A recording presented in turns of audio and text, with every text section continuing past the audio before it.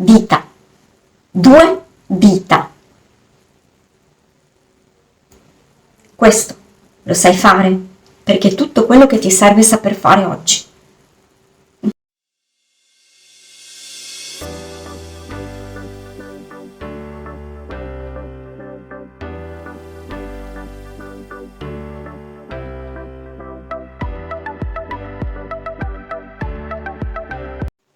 Ciao a tutti, benvenuti e ben ritrovati da Francesca su Figaro Arte. Oggi proviamo la flick and spin. Cos'è la flick and spin? Una tecnica molto semplice. Cosa ti serve per farla? 2 dita, anche queste se ti trovi meglio, primo secondo dito, primo terzo dito, come vuoi. Io credo che userò, non lo so, come mi verrà, adesso la proviamo. E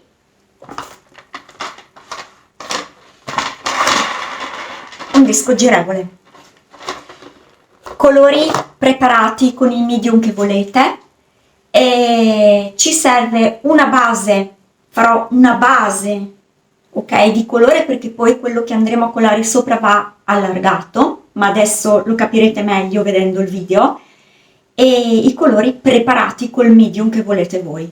Basta. Quindi dita e disco.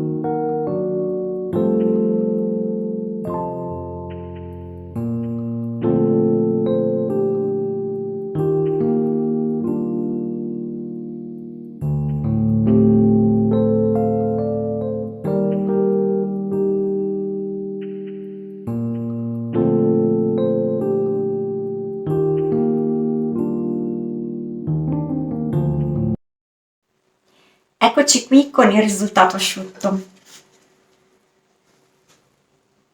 Allora, io credo che sulla tecnica flick and spin sia tutto chiaro. Quello che però devo spiegare è la realizzazione di queste celle bianche, che non avevo assolutamente progettato all'inizio, ho improvvisato. Non l'ho spiegato durante, io non parlo mai durante l'esecuzione perché ho solitamente tanti rumori di fondo durante il giorno e, e quindi c'è questo riverbero in video che è fastidioso, per cui preferisco non parlare durante l'esecuzione e poi magari prendermi dei momenti come questo in orari un po' più tranquilli per spiegare eventualmente quello che non ho spiegato durante l'esecuzione. Allora, come ho fatto a fare queste celle bianche? Allora, nella mia testa in realtà volevo fare dei fiorellini. Ho utilizzato lo svitol e l'ho già mostrato anche di recente nella realizzazione di queste celle floreali, perché se lo fosse perso c'è il video, trovate il link qui. E quindi volevo con un contagocce creare proprio dei fiorellini. Però cosa è successo? Che quando sono andata a spruzzare il prodotto nel bicchierino ero sopra al lavoro bagnato e delle particelle di prodotto sono cadute giù, quindi hanno creato questa parte qui. Non so se si vede, questa parte qui. E ho detto no, non volevo questa cosa, avevo in testa una cosa diversa, però ho detto vabbè, allora per non fare troppa confusione ho detto lascio stare questi fiorellini e finisco in questo modo. Per cui mi sono bagnata le dita con il prodotto che appunto avevo spruzzato dentro il bicchierino e ho così spruzzato anche nelle altre zone in modo da creare questo effetto che non so dire se mi sembra più neve o bollicine, un effetto tipo acqua, bollicine, non lo so, comunque attenzione perché se vi cadono dei goccioloni come è successo qui, vedete che la cella è diventata molto grande. Questa non mi fa impazzire, però vabbè, è lì dall'altra parte e ci può stare, ecco. Quindi questo direi che è la conclusione del lavoro che avete visto. Risultato, tecnica davvero molto facile, vi servono solo 2 dita e un disco girevole. Spero di avervi dato qualche spunto creativo. Se è così vi chiedo di lasciare un like, per me è davvero molto importante e a voi non costa nulla e noi ci diamo appuntamento alla prossima settimana. Ciao a tutti!